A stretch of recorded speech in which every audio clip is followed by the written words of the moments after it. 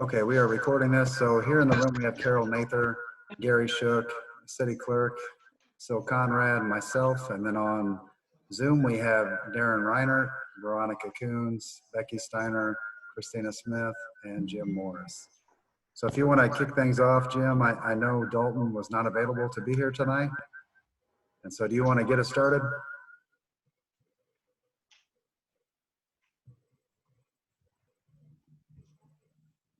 Okay, we'll call. Shook, Here. Rubio, Morris,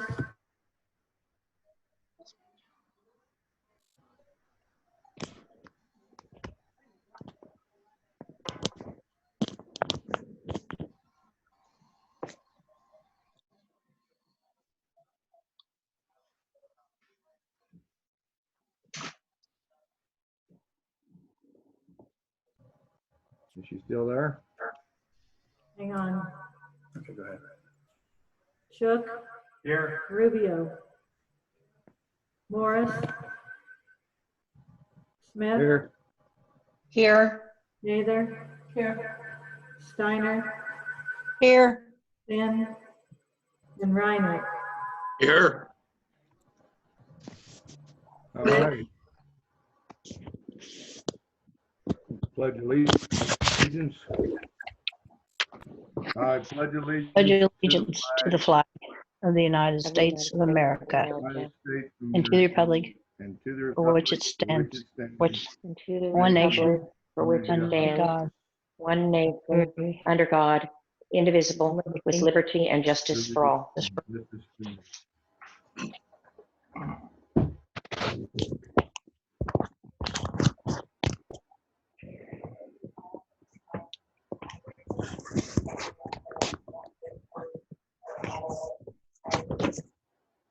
All right, the first item of business is the consent agenda. And it has 3 items on it. Is that correct, Jonathan? No changes? Okay, the first is approval of minutes from the April 13th, 2020 council meeting. Second is approval mayoral appointment of Elizabeth Bruce to the Hoisington Public Library Board of Directors, and approval of mayoral reappointment of Ann Harrison to Hoisington Public Library Board of Directors. there's I no move changes. I move we approve the That we- consent agenda. I'll second that. And approved and seconded to approve the consent agenda. All in favor say aye. Aye. Aye. Aye. All opposed? It passed, what, 5 or 6? 6-0. 6-0. Next item is the approval of this. Was that Jonathan? I was just saying you were correct with the 6. I saw you hold your fingers up. Anything added to this agenda? All Make a right. motion that we approve the agenda. I second it. Been moved and seconded to approve this agenda. All in favor, say aye. Aye. Aye. Aye. Those opposed? And it passes 6-0. Next item is unfinished business. Doesn't seem to be any unfinished business. And then the next item is new business, the city operations update. But to you, Jonathan. I just got a few things I wanted to give you guys updates on. So we're still waiting to hear from the governor what's going to happen with the stay-at-home order. I think she's going to announce her intentions on Thursday, and hearing a lot of different things. I hear she's going to lift it, but maybe keep some elements in place. And so for city operations, we are continuing to stay with the 2-team operation, with team 1 working Monday through Wednesday, 12-hour days, and the team 2 working Thursday through Saturday. We've been working with the cities of Ellenwood and Great Bend and Barton County to make sure that our operations, our operation plan coming out of this are somewhat consistent. But we are not really able to finalize anything until Thursday's meeting with the governor when she releases her plans. And then I believe Friday, the health department's going to have a meeting with their board. So there may be some additional restrictions coming from those folks. And so we're kind of waiting to release our plan until after those two bodies have met. But there's no question that COVID-19 has had a significant impact on our operations. We still are not allowing foot traffic into the office, and it's also caused some major delays. We were hoping to have some bids together for City Hall improvements, and we talked to several contractors, thought we were going to have bids come in this past Thursday. And when we reached out to all of them, they said, hey, we really would like to hold off until later. So we're continuing to see delays in getting information from vendors. The hospital bond project has been pushed back as well. And now I believe we will have an ordinance for next meeting to look at doing a new charter ordinance for the Public Building Commission for an issue for the hospital. We had previously put a $10 million ceiling on that, and they're concerned with some of these delays that they may need to finance more than that. And so we'll bring that to you guys for consideration, hopefully at the next meeting, no later than the last meeting in May. Also, we've been really busy here at the office since we can't have public coming in.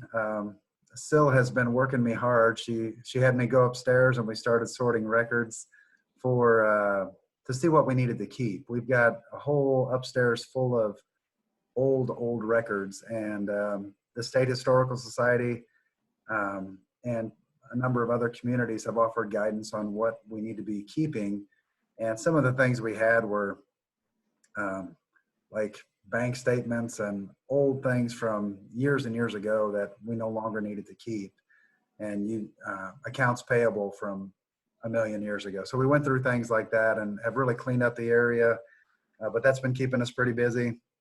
We've also been meeting with the survey team on the hotel project, and they surveyed that late last week, and we expect to have that document here in the next week or two. And then the city attorney will start working on all the paperwork to get that property transferred over. And so we are still seeing progress there. A couple other things that I just wanted to provide some insights on. Usually in May or June, we start working on budget. And the latest estimates from the League of Municipalities have indicated that from the COVID-19 economy, we're going to see some major changes here at the city. They've indicated that sales tax revenues may be down as much as 25% for the year. And what that means for Hoisington, if you count all of our sales tax sources, county, city, and then all of our special street and a couple of other sales taxes, you're talking between $135,000 to $140,000 reduction if those numbers are accurate. They've also indicated property tax may be down as low as 15%. So those are some major things that we've seen and that we're going to be trying to stay updated on. I've had a lot of people ask about when we're opening facilities and what's happening with the pool. And unfortunately, we don't really have solid answers. A lot of that depends on what happens with the governor. And for the pool, to me, the biggest challenge we have there is just making sure that we have enough lifeguards to open the pool safely. But those are the main things I wanted to touch on. I also thought it would be good to give you guys an opportunity to ask any questions you have, or if you're hearing things in the community, to address any concerns you might have. Even though they open up on the 4th, do you think that it's wise for the city to go ahead and fully open the building up at that time, or should you back off a little bit longer? I mean, what's it going to matter another week if you hold that city building closed? Great question. That would be part of our opening plan. what we've seen and working with some of the other communities in our county is that we would probably do a phased reopening where maybe next week we would continue to be closed to the public, but the following week of the 11th, we would open, but really make it important that people that come into the billing office adhere to social distancing. And we looked at maybe some, I think they're called sneeze guards, where you put up these plexiglass guards similar to what they have at the post office and put some markings on the floor with some temporary vinyl or something where people know, hey, I'm 6 foot from the next customer, and really hold people to that. And I don't think we change rotation on staffing until 2 to 3 weeks after the governor's order to open. So that way, if we do open the office and we have an issue where one of our staff members becomes infected, we don't lose the whole office staff at once. But yeah, I agree. I think opening the doors wide open here at the office may not be the smartest move. I think it's important to get the economy rolling again, but I also think we need to be smart about it. So, Well, we got to protect the frontline girls up there too. So absolutely. they're the ones that's going to get the general public in face to face with them. So, And we're also encouraging all of our customers. We want to encourage them to use virtual contact. So if they can call us or do something online, we would encourage that. But also, because of this, a lot of people have started asking about our ACH billing, and I think we're going to put something out on Facebook about, hey, if you want to just have it come right out of your bank account instead of having to make the trip to the office, you can do that, or some online payment options. But yeah, we're going to try to get the word out about that. And we are meeting with our leadership teams on Wednesday and Thursday, and hopefully we will have an opportunity then to kind of discuss what they think is the safest way to go about it, because you guys know this, they're way smarter than I am, and they're probably going to have some way better ideas than I have to get us back open.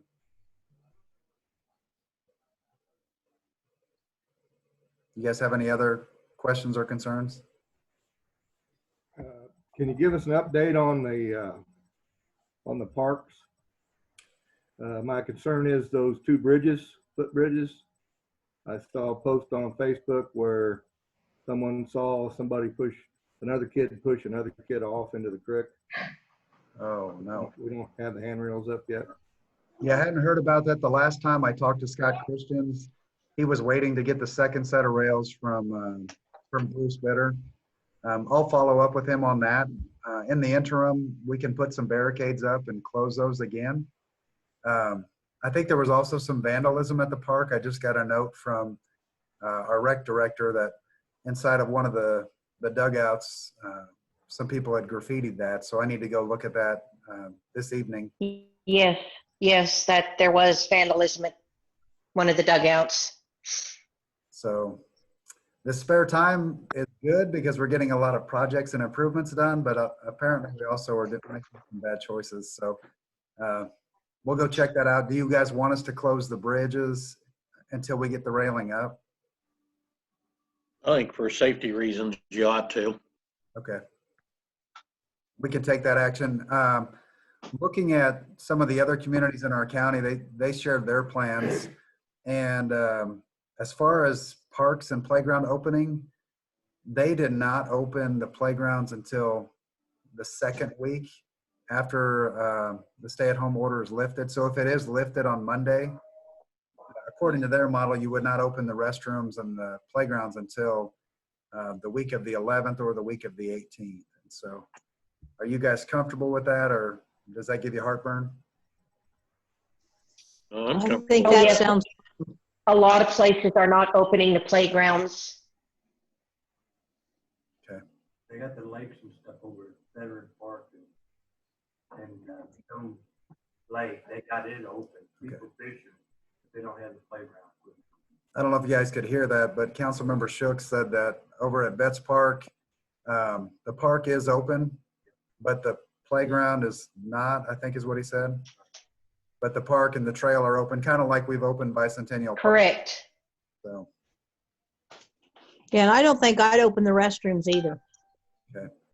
They're still closed now. One other No. One other update I forgot to give you guys is on the wastewater lagoons, we've authorized them to move forward with a little change order on the pumps, an additional $500 change order to put a heater in one of these pumps. If we did not put that heater there, it would void the warranty on that. But we expect to have that completed in May, so we'd be in compliance with all the CDBG guidelines. So we're getting real close to being done with the sewer lagoons and getting that project off the list. So you, on the, back to the swimming pool, Hold on a second. Gary, Councilmember Shook's asking another question. I don't think you guys can hear, so I'll try to repeat that. on the swimming pool, I don't know when they usually fill it, but they still plan on filling it. Gary was asking you about the swimming pool and what our plans are with that. And right now, my plan on the pool is we've already spent some money making repairs, but we have not cleaned it, and we need to repaint the pool. We have not done that until we've kind of heard what the governor's rules are going to be on distancing and what recommendations are from the Rec and Park Association regarding pool facilities. If their recommendation is to keep the pools closed for another month or however long, that would give us time to do that painting. But if they're not going to allow people to gather in the pools all summer, I really hate to have us waste the money of prepping it, spending several $1,000s on painting, and then have it survive the winter because we weren't able to open this summer. So I think if they tell us we're allowed to open pools, the first priority would be making sure we get the word out again about staffing. We would try to get people trained up. And while we're working on staffing, getting people trained up, we would start prepping the pool and filling it. It may cause a delay in opening, but unless there's restrictions, I think you guys want us to open the pools. That's what I've been hearing anyways. Well, what time do they usually start filling the pool? Usually we would be filling the pool in early May to make sure that we're ready. And then we usually try to open Memorial Day weekend. And so we're just waiting to see what the governor's orders are, just to make sure we're not spinning our wheels or wasting money unnecessarily. Because if the governor says we don't recommend having pools open, it's a huge safety risk, well, then we wouldn't open the pools. They're not worried about the water because chlorine will kill most of your stuff, but they're worried about the benches, the chairs, ladders, everything people's climbing on and sitting on. Because some people go to the pool just to be with their kids or to watch grandkids or whatever. They're not getting in the chlorinated water. So there's discussion about all that, but the Kansas Rec and Park Association has given guidance, and Megan Hammocky over in Great Bend seems to be really plugged into all that. So we're continuing to have dialogue with Great Bend and Ellenwood as we come up with strategies.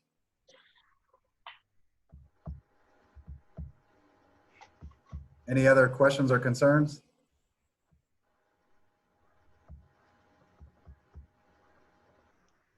I don't see anything else from Gary or Carol. I have nothing.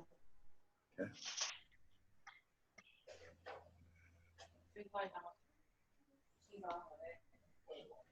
You got any questions, Becky or Darren? I don't.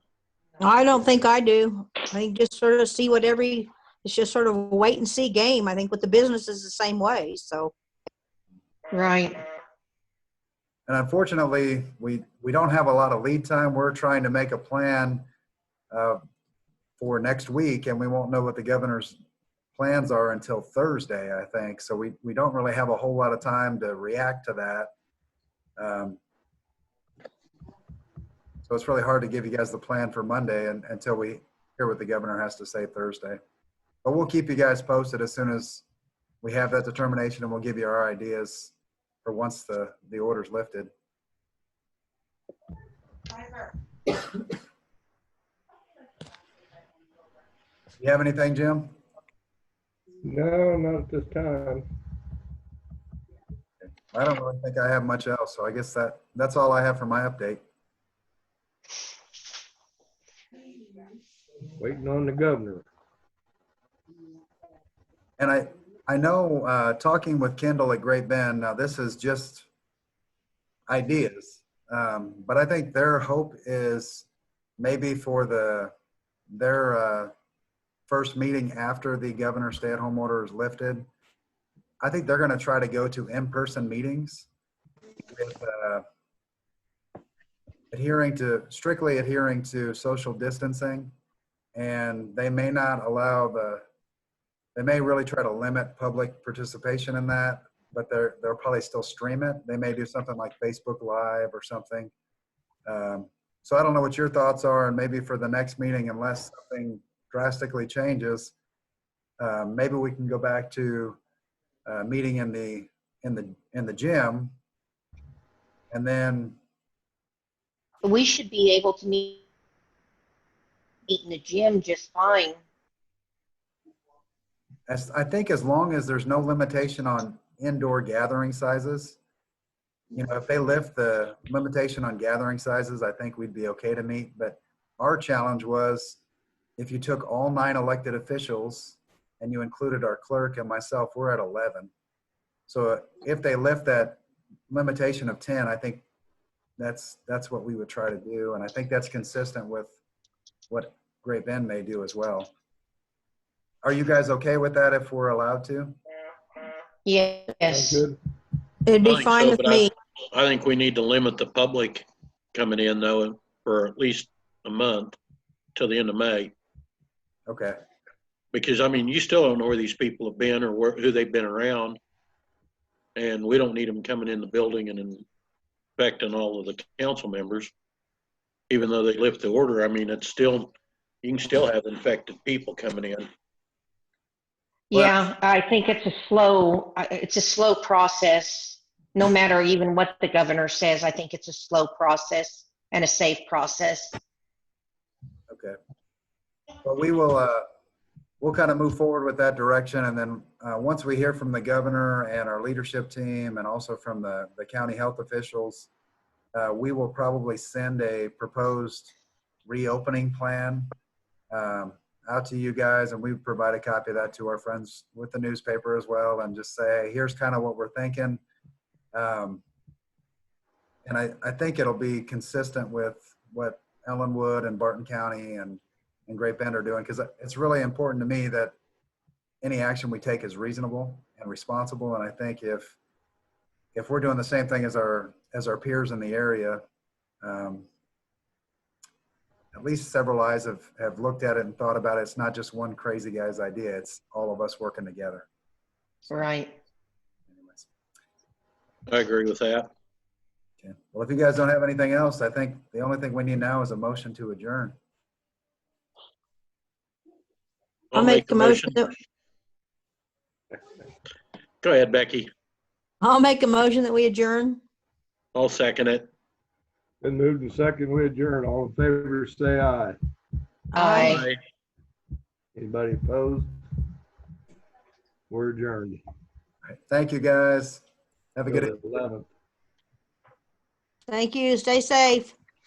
Thank you. Thanks.